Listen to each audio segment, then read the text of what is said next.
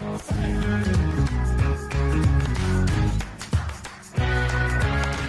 back to the Flipside. We are here with special guest, Mr. Beau Bevis. Beau, thanks for being here.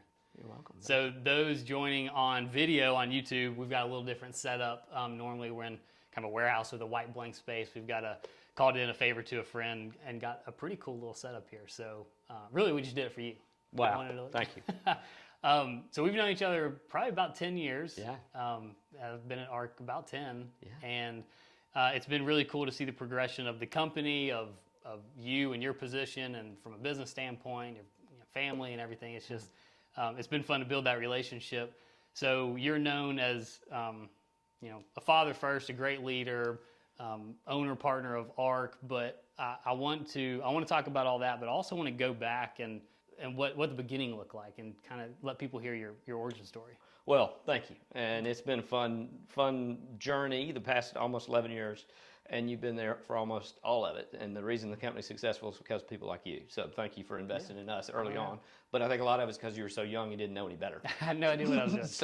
So it worked. Thank you. It worked out well for both of us. The start of the company 11 years ago, I had a great friend and mentor and former boss, a guy named Tommy Brigham, and he called me I was still at our former company, and he said, "Are you interested in starting something new?" And I was in the process of getting a master's in real estate development. Thought I was going to go down that road, but then realized, play in the sandbox you know how to play in. So I backed off that, and he and I started ARC. And I mean, our goals in the beginning were make payroll, be able to pay ourselves, and stay in business. And it's just, ARC stands for A Relationship Company. And I'll quote Tommy a lot and say that the agent is our customer. And he always instilled that in me, that if you get away from the agent being your customer, you're going to get in trouble quickly. So we foster the agent to the company relationship much more so than the company to your client's relationship. I'm never going to meet your client unless we're in deposition, or maybe you're out at lunch or something like that. We hope you never meet my client. Yes, so our client's you. The agent is our client, and that's what we've built things around over the past 11 years. And being in different peer groups and things like that, you realize, we're a marketing company at the end of the day. It hurts a little bit to say that, but it's the truth. I mean, the consumer has all the information, so we better supply the tools to the agents to stay in touch with their sphere or create a sphere. Yeah, absolutely. And ARC does that really, really well with a lot of who's in the company, right? Yes. And through different brokers and John at marketing and all that. Going back, so you were a broker at the company before that, but at one point you were actually an agent selling, right? Yes. Yeah. I mean, I'm 48, and my career has been real estate the entire time. And I joke, is that the Southern Company has had my resume now for 27 years, and they haven't called me for a job, but I think they're going to one day. Yeah. I was in college, and I grew up in a small town in northwest Alabama, and I didn't want to go back home for the summer. I got a taste of Birmingham and liked it, so I started working for two guys that were selling real estate, and I was their admin. And that's what afforded me to stay in Birmingham for the summer. And then I got to know the owner of that company, and I worked with them. Finished up college, and I moved to the Virgin Islands for 2 years and worked for Remax real estate company in the Virgin Islands for 2 years. Came back and got right back into real estate. So did new construction sales, did resale for a short minute, and then got into the brokerage seat, and then got into the brokerage seat and owning part of it, and then owning the company. Yeah. Ultimately. How's real estate sales in the Virgin Islands? Well, it's done differently in the Virgin Islands is an easy way to say it. It was just, financing was hard, insurance pushed most people out, but it was fascinating to see people come in. The agents there had to spend a lot of time vetting people, because everybody got off a cruise ship and got really excited about the island. But the actual being able to do it, you had to churn through a lot of people to get to the ones that actually do it. So was it mostly high dollar, like seven-figure stuff that you saw? I'm getting old. So back then, you could still get a really nice condo for $400,000. Okay. And now I'm sure today's money is well over $1 million. But it was real back then. Yeah. And we did a lot of people on island. That was most of our sales. It was on island people that were residents that were moving within the island. We certainly did some off island, but it was way before VRBO and all that stuff took off. Yeah, where a lot of that information is kind of held by you instead of the public through the internet, right? Right. So that's exactly it. So being an agent and being a broker, you're in the entrepreneurial world, right? Take me through the jump of leaving the company you were at to start ARC and the risk associated with that. I don't want to put words in your mouth, but you were probably in a pretty comfortable seat where you were. Very, very. And so what did that look like in the decisions of actually making that jump and taking that risk? I think it's just one of those things that you have to. I was 37, so I had a little work experience in different areas of real estate, and I thought I wanted that seat forever. And I probably could have continued to grow in that company, but just decided after seeing the inside of it, I didn't want to be an FTE, which was full-time equivalent. Yeah. And if times get tough, we need to cut 10 FTEs. It might be you. Yeah. So I'd always worked with kind of controlling my own destiny. And I've had to eat peanut butter and jelly a lot because I did that, but I also saw some good times too from it. I looked at it at 37 and I was like, look, if I'm going to go broke, let's do it at 37 as opposed to 57. Yeah. And I had just gotten married and had a kid and one on the way, and it was like, my wife went back to work full time, pregnant as a nurse practitioner, so she could afford our lifestyle for me to go start this new venture. So it was a big deal for our family to commit to do it. And there were some rough few years getting going, but we did it. I would say it's safe to say the reward matches the risk. I mean, I couldn't right? imagine. I can't even express that we are where we are. Yeah. I never thought we'd be where we are. I just wanted to make payroll. Yeah. Let's just be in business, make payroll, and keep agents happy. And then, oh gosh, look where we are. Yeah. So looking at the growth over ARC over the past 11 years, almost 12 years now, it's gone from brand new to biggest independent brokerage in the state. I saw yesterday we've got another office opening here in Birmingham, which brings us to, a lot of offices throughout the state. 15 total. 15 total, yeah. So that's huge. Hundreds and hundreds and hundreds of agents, billions closed, right? Right. So super impressive. What does that look like from your seat now? So your seat as the owner of the company, right? What does that look like from being a kind of a partner from the very beginning all the way up to where you are now? What's changed in your day-to-day, and then from the vision of the company from day one to now? Big question. Parts of that. The growth of the company is, like I said in the beginning, it's because of people like you. And I'm now a true believer that whether you're an agent starting in the business or you're owner of a brokerage, if your core philosophies stay the same and you hire people that have those same core philosophies, whether it's for a team, for you, or for another broker position within our company, if they share the like kind, you can get as big as you want. Yeah. You just got to keep your leadership close to you and make sure you hire good people that share the philosophy. And I've caught a lot of heat over agents saying, well, we're just getting too big. And I quote Marie Lawrence, who's our relocation director, all the time, said, look, Blake, it could be just me and you if you can pull the wagon. Yeah. But it just doesn't work that way. Yeah. And if the company is supplying the tools and services that Blake needs, agent needs, the company can get as big as it needs to get. And I feel if you're marketing your sphere of influence correctly, the bigger the company is and the more yard signs and the more directionals the consumers see, if you're marketing to your group correctly, they see that sign, ARC Realty, and they think Blake Shultz. They don't see whose name's at the bottom. Yeah. So, and our group, we've got just an amazing group of leaders in our brokers that really share that philosophy, and they want you to win. They want the agent to win. Is the company today where you initially imagined it going from like a size standpoint? Was that the goal? And Tommy Brigham, I'll mention a lot in this conversation, he said it'll take us 10 years. And he was right. And it took us 10 years to really get some stability and a good, hey, they're going to make it. They're going to be here for a minute. So I should have a better answer. I did not know what I wanted 10 years to look like, other than I just wanted to be in business. Right. And it could be me and Tommy selling or developing real estate. I didn't know. Yeah. But we had a great market. And the timing of coming out of the financial crisis was so good for the company that we've had a lot of good tailwinds. We've just this past 18 months probably, well, not quite 18, 12 months hit a little headwind, which I'm glad we're sitting in the seat we're in because we seem to be attracting more talent during tougher times.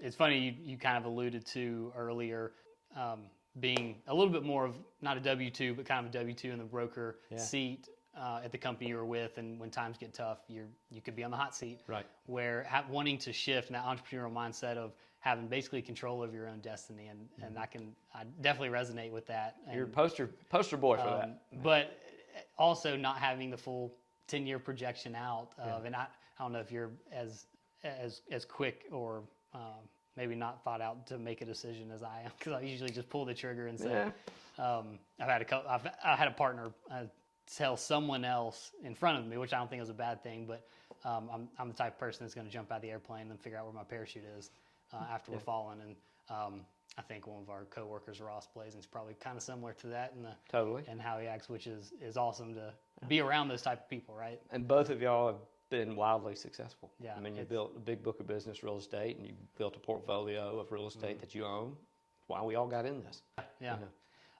Well, so let's talk about that a little bit, and shifting gears from the broker owner side. You've done some sales on the investment piece. You thought for a minute you might go into that full time and then switch gears. So do you still play in the investment side at all? We do. You know, it's hard to serve two masters, and there's only so much money. When you're growing a business, the business eats a lot, and it eats everything, and sometimes you don't get paid.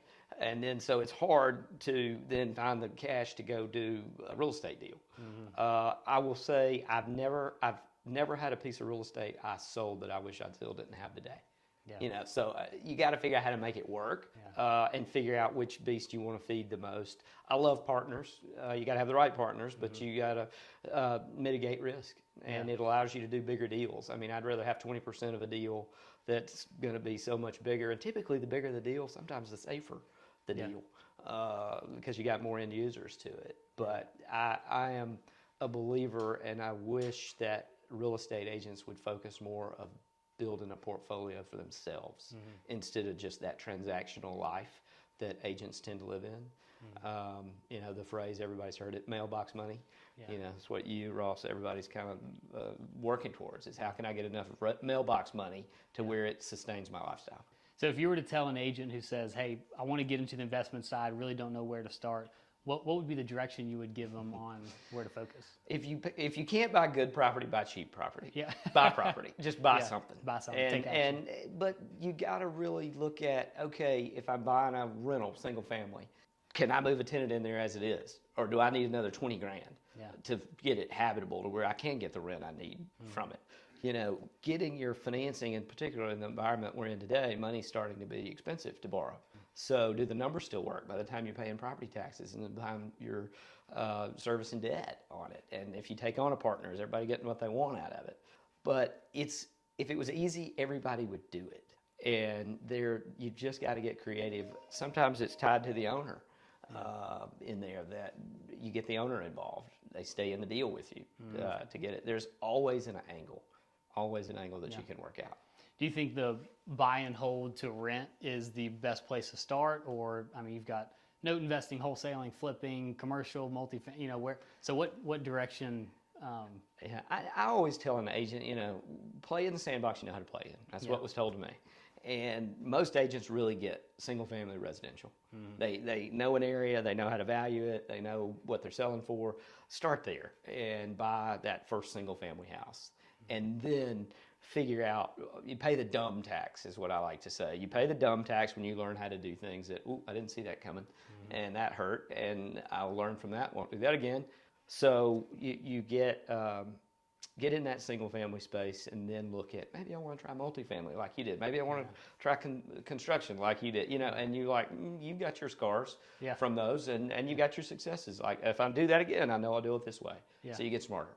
Well, it seems like to me, it's the cost of education, right? I can go and get a master's in development, which would serve its purpose in one line, but I could also go and try to flip a couple houses, and maybe I lose $20,000 flipping houses, but that was the cost of learning how to flip houses. So I guess it's all on how you frame it, right? You're going to pay that fee. You're going to pay the dumb tax, and you know, but just learn from it, and you don't do it again, and you're fine. So I guess it's all on how you react to it and how you respond. So. Completely. Yeah, I love that.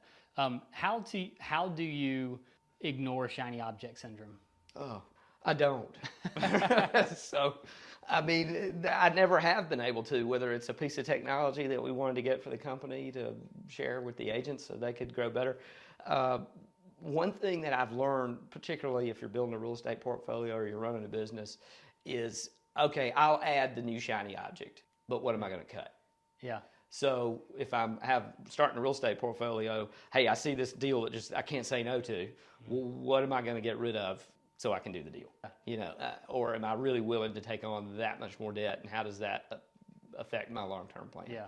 I think that's been probably the biggest change in my business from an operational standpoint in 10 years is being able to quantify a shiny object, right? Yeah.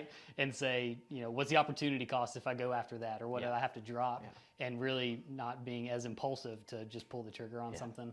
Not to say that I don't every day, but it's maybe it's only once a day. You think about it at least, and I think it's everybody's heard the phrase about people fall in love with the deal, and they do. And they fall in love with they don't fall in love with the deal, they fall in love with the property. And they're trying to make that, force the deal, round peg, square hole kind of thing. And you got to have a good mentor and have a sounding board to listen to reason. And that somebody's telling you don't do it, it won't cash flow it, or you're going to, get your lunch handed to you. Listen to them. Yeah. Because you're in love with real estate. You're tied up on the architecture and the millwork and whatever. Nobody cares if you can't pay for it. Yeah. That's the hard part. It's so good you said that, because still today, but early on specifically when I'm still trying to figure out what I'm doing, but really trying to figure out what I'm doing, you were a pretty good soundboard on giving me feedback, especially going around some flips and construction stuff and maybe pulling permits, maybe not. Yeah.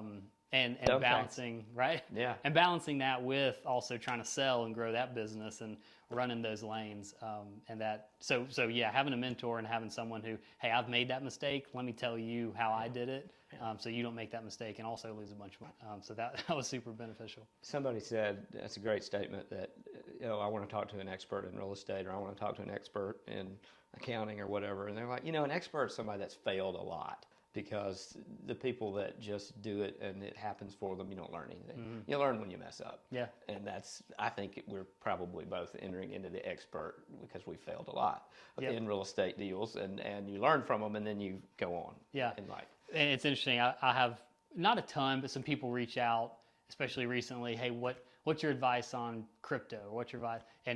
And very specifically, intentionally trying to say, look, I stay in my lane and play in the sandbox I know, right? Yeah. And I'm not going to give you advice because I'm not the expert. I don't have experience on it. I haven't done it and failed. But it's interesting to see a lot of, especially social media now, a lot of quote-unquote gurus coming out that are in their early 20s or maybe 20. And it's, then this is just me, but it's easy for me to take their opinion with a pretty big grain of salt to say, maybe you've got great education around it, but you really don't have that experience. Right. Well, and it is just that, because the 20-somethings have not seen a hard economy. Yeah, I haven't really. You were kind of coming, you're a good bit younger than me, but your folks were dealing with paying for college for their kids in the financial crisis. So your age group's really the group that's only seen kind of a mom and dad are struggling. Yeah. Things are tight. And the 20-somethings really haven't. I feel like we may be entering into that era right now to some degree. But I always listen to young people when they're really new and fired up, and I love the energy, but I also rely on wisdom. Yeah. It'll win every time. Yeah. Yeah, absolutely. Well, I've been in a season of life balancing not only just business, but now a growing family. You've had a sizable family for a number of years now, and you've also had a lot of increased responsibilities as you've taken over the company, grown the company exponentially. How do you have that work-life balance? Well, you got to have a good partner. And, like all of the people that have a partner in life, it's like they see the worst of you. It's sad to say they don't always see the best. Yeah. And you have to say I'm sorry a lot. And, particularly if you've got a spouse that's got a career, and if you're in real estate, you jump when the client calls. And it may be during dinner, or it may be during a soccer game, or it may be.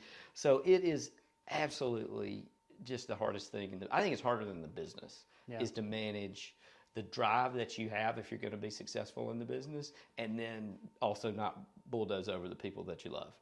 And my wife will say this. She said, this is Beau's priority. Himself, Arc Realty, and then us. I've had that put in my face many times. And then overall, the global picture, she's wrong.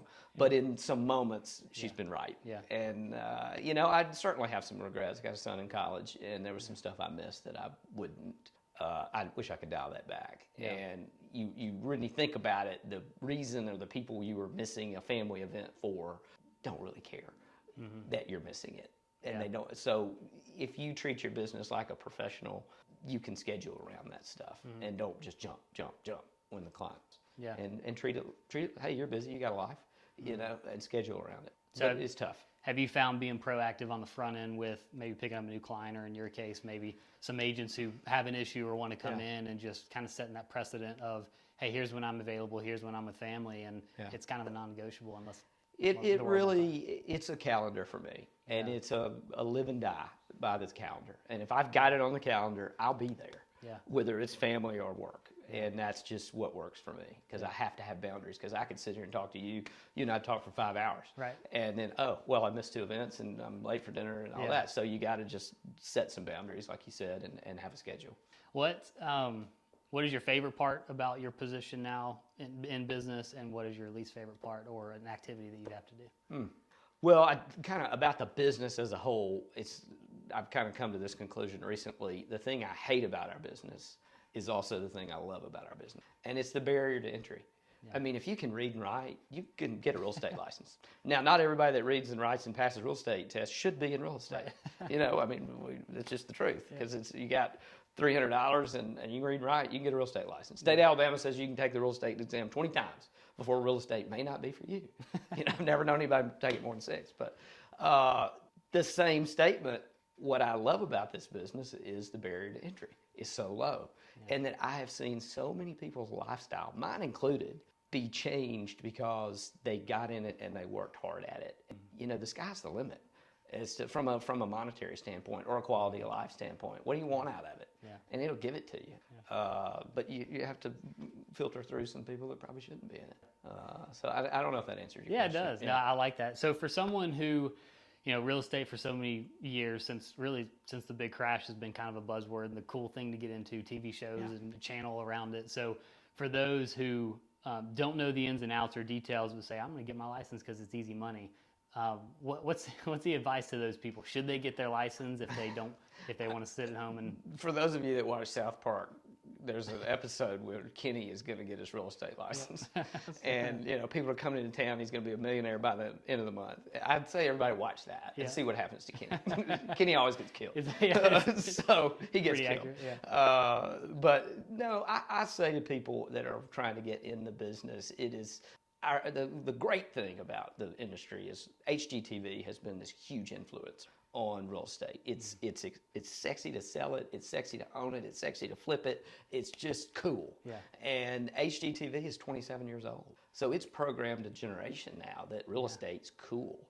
And I'm thankful for it, because I think a lot of the success the industry's had is because of HGTV. But if you're getting in it, it's tough. And 8 out of 10 don't make it past 3 years.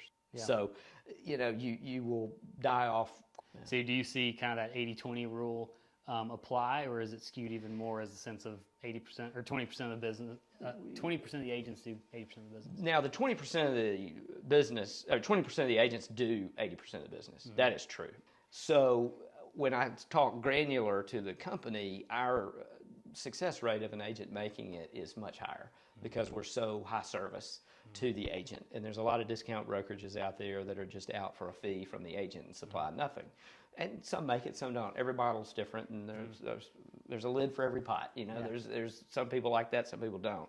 I think annually, on an average basis, there's about $7 billion of real estate commissions paid in our country. And there will always be disruptors and people excited about that $7 billion and trying to get their piece of it. Yeah. So whether it's an agent or a new business model that's coming along. So if you're getting in, you got to have a plan. Get with a company that'll help you figure out. Mortgage has a T in it when you spell it. And it just, you need a mentor. You need a plan, or you're going to fail. Yeah. Well, let's roll that into more or less kind of the sales pitch of ARC, and why someone maybe getting into real estate or wanting to get into real estate, and they see all of the other brokerages, maybe no brick and mortar, low fees, best commissions. What's the pitch for ARC on that? So I start out with, it's easy to talk about something when you love it, and whether it's your family or where you work. And I love ARC, love my family too. But when I start out talking to somebody that's either showing some interest in the company, wanting to come, or wanting to get into real estate, I just always start out with ARC, a relationship company. And it's so simple, but the consumer has access to everything as soon as you do. And they have an opinion of value, whether they're a buyer or a seller. So you better know your numbers, and you better be with a company that can help you learn how to do it, because the time to practice is not on your client. Right. You get these rare moments when you actually get in front of somebody that's going to do business with you. That's just not the time to learn. And if you're at a brokerage that doesn't have a lot of services, that's when you're going to learn. And they'll leave you. They'll call you, which you picked up clients, I'm sure, through the years with people that didn't know what they were doing, and the client can smell it. The client can smell whether they even realize it or not, the lack of confidence or the abundance. And I think I start there. It's like, man, if you're a dentist or if you're an accountant, you get training. Be a professional, get trained, is what I say. And I'm super proud of every agent we have, because I feel like they are trained, being trained, or have resources to go to get help if they need it. Yeah, I love that. I remember early on, I was at another brokerage, literally just because of location. I didn't know what a realtor was, and just hung my license there because it was the closest to. You watched the South Park video. I did, yeah, it was. I could be a millionaire in a month. And I met with Tommy, and I remember meeting with him, and the kind of abundance mindset was pretty evident. And one thing that has still stuck with me to this day was him saying that he's going to be selective on what agents join the company based off culture fit. And to this day, it's still evident that as an agent, I could probably go put my license at any company because they want the monthly fees, they want, right? But at ARC, time and time again, I've heard of agents that maybe want to come over that just aren't a good culture fit, that don't fit the company. And I think that's something special that, Tommy, and you've created inside of ARC and creating that culture. And while yes, it's grown to a very big company, it still feels like a family company because of that culture. And it's very true. I mean, the statement, the bad apple will ruin the bunch if you let it. And, everybody's got their ways of doing business. And I've got our direct competitors, we're friends. And we send people that may be good for the business, but not good for us as a fit culturally, or they've had an issue with a fellow agent in our company. And, hey, you need to call them. I think they're interested in making a change or getting into business. And we do that a lot. But it's the industry will almost always, if people have really bad intentions, push them out. Yeah, there'll be some consumers get bruised along the way, but they'll ultimately get pushed out. If I had to pick one thing that contributed to your success today, it would be? Looking back and what's made us and me successful through the years is finding a mentor and finding a peer group. And when I say mentor, somebody that wants you to win, somebody that wants to invest in you, that doesn't want anything out of you. Hard to find, but they're out there. And then from a peer group standpoint, I think they're invaluable in that the peer group will give you different perspectives from different industries about what you do. And you don't sell houses to real estate agents. You sell houses to people that have other professions. So if you're in a peer group with people from other professions, you'll get their perspective on what you do. And then you take that and apply it. Yeah, that's so good. I mean, using that we've got a theme of this whole podcast, basically, of not trying to do things yourself, right? Surrounding yourself with people smarter than you, who are more successful than you, right? And trying to hitch your wagon to them to add value to them, but also grow yourself. I think that's huge. I love that. Cool. Before we wrap up, do you have 2 book recommendations that have been pivotal? Yeah. Is that a word? I get it. Yeah. That have changed the course of your life from a business standpoint, or maybe a personal family standpoint? So, yes, 2 books that I really lean on still. And a good book for business or personal is one you refer back to, and often. Outside of the Bible. The 2 books that I like from a business perspective, Jim Collins' Good to Great. I think that's just such a good book for common sense, management, growth. Doesn't mean that there's not going to be some hard conversations about somebody may not be in the right seat on the bus, but you get the right people on the bus, you get it going in the right directions, and you get them in the right seats. Yeah. Sometimes people have to get off. Yep. But for the most part, you got a good person, you can make it work. And then really personal and business is a local author here, a guy named Richard Simmons, not the workout guy, but he wrote a book. He's written several, but I love A Life of Excellence. Yeah. And that book is something I keep in my backpack, and if I'm on a plane, I can read it in 45 minutes. And it's just short stories, and it could be anywhere from an ex-president and how they got where they are, because people tend to idealize somebody that is a president. Well, they're a real person, and we see in the media now of how much they mess up. And then all the way down to a lady that she just planted 50,000 daffodil bulbs in her yard, and it's, you know, beautiful in the spring, and people come from far and wide to look at it. But, you know, her story was, it's one lady, one bulb at a time, one day at a time. So you got, you know, two interesting ends of the spectrum, a president to a lady planting daffodils, and they both been really successful at what they set out to do. Yeah. So I like those two books a lot. I'd recommend them to anyone. Yeah, that book seems to help when you've got such a large animal in front of you of, hey, I want $1 billion company, and you know, the biggest in the state, growing in the Southeast. Yeah. 10 years ago, it's, holy cow, how do we get that right? Yeah. And just that little activity trying to. That's right. And we've done both. You know, we planted a lot of daffodils. Yeah, You know, so. That's right. A lot of blooms. Awesome. Well, if people want to find out more about you or ARC, where should we direct them? Thank you. I mean, you know, our website, arcrealtyco.com, is certainly a place to start. And I've got a direct link on that website if anyone's interested. I'm pretty easy to find, text.